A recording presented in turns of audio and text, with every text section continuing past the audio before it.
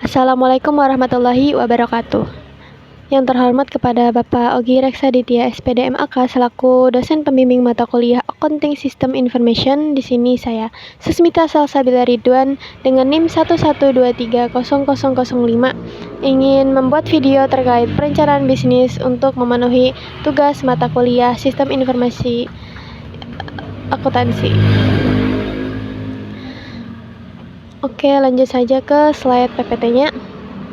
Di sini rencana bisnis yang saya buat yaitu bernama Musicraft.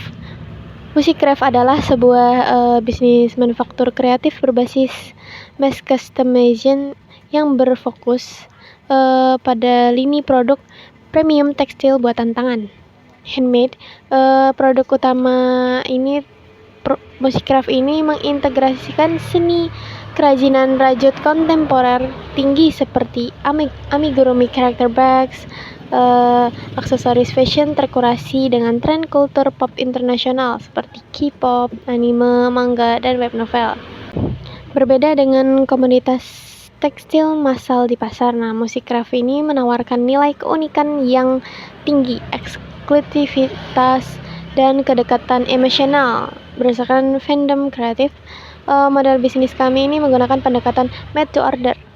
Untuk produk custom tingkat lanjut guna menekan resiko penumpukan persediaan serta memproduksi barang dengan desain reguler edisi terbatas untuk menangkap pangsa pasar yang dinamis. Di sini dengan sesuai soal dengan alokasi modal dari investor yang sebesar 100 juta. Kami mengalokasi anggarannya sebagai berikut, di mana ada peralatan dan aset tetap seperti mesin jahit tipe berat gitu, terus tablet desain untuk pola, jarum, dan Lightning Studio sebesar 18 juta. Ada biaya bahan baku awalnya yang berupa benang rajut premium milk cotton atau Bulgari furring, aksesoris tas sebesar 25 juta. Dan untuk anggaran pemasaran dan juga branding seperti membuat e-commerce, iklan digital, entah via TikTok, misalkan selama 3 bulan, untuk anggaran awal kami sebesar 12 juta.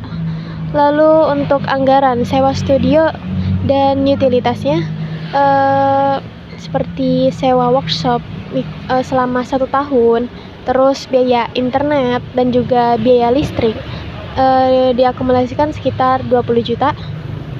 Dan untuk anggaran kas operasional atau cadangannya seperti gaji untuk pengrajin awalnya dengan menggunakan sistem borongan dan juga dana darurat sebesar 25 juta, sehingga total modalnya sesuai dengan yang investor ajukan yaitu sebesar 100 juta rupiah. Oke, next. Adapun di sini biaya variabelnya, tentu saja biaya variabel per unitnya. Kami menggunakan harga jual rata-rata per unit per barang sekitar 250.000 dengan biaya variabel sebagai berikut.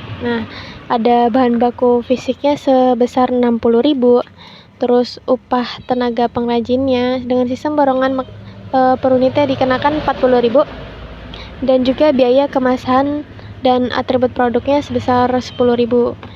Dengan totalnya biaya variabel per unit sebesar 110.000 rupiah.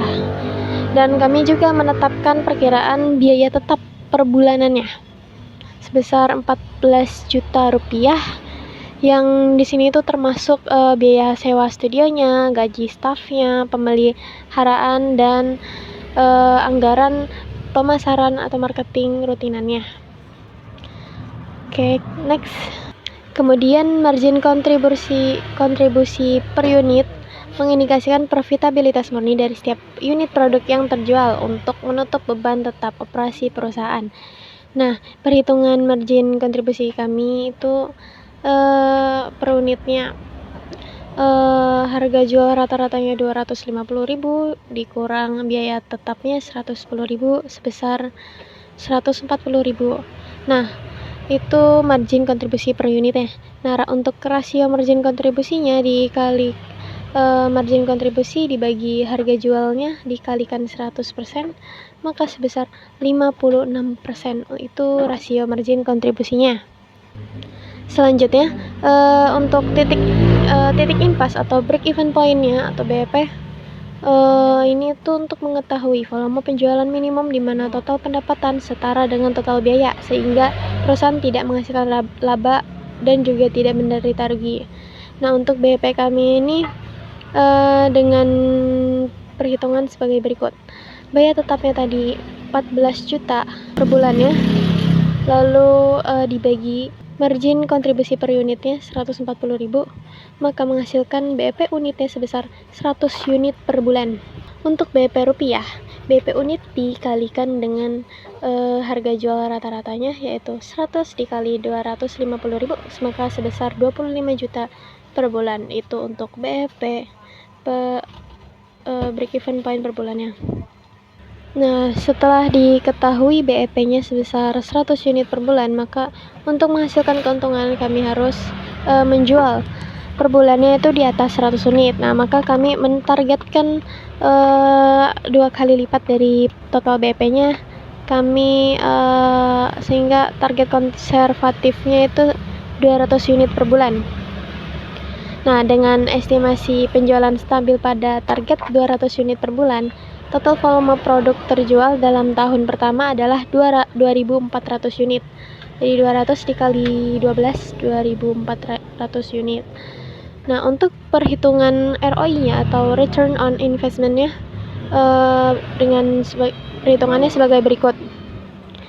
Di mana total pendapatan kotor tahunannya yaitu 2.400 unit dalam setahun dikalikan dengan harga jualnya 250.000 sebesar 600 juta.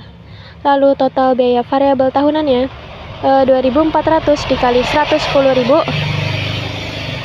menghasilkan 264 juta. Dan total biaya tetap tahunannya 14 juta tadi dikalikan 12 sama dengan 168 juta rupiah. Lalu laba bersih tahunannya, maka total pendapatan kotor ya tadi dikurangi biaya variabel dan juga biaya tetap menghasilkan 168 juta rupiah. Diketahuilah ROI yaitu dari laba bersih dibagi total investasi awal dikali 100%, maka menghasilkan 168% per annum. Lanjut ke siklus produksinya, yaitu dimana pertama kami merancang pola digitalnya dulu sebelum eksekusi barang, barulah kita cek ke gudang dengan menggunakan otomatisasi persediaannya menggunakan formula reorder point untuk mendeteksi batas minimum benang di gudang.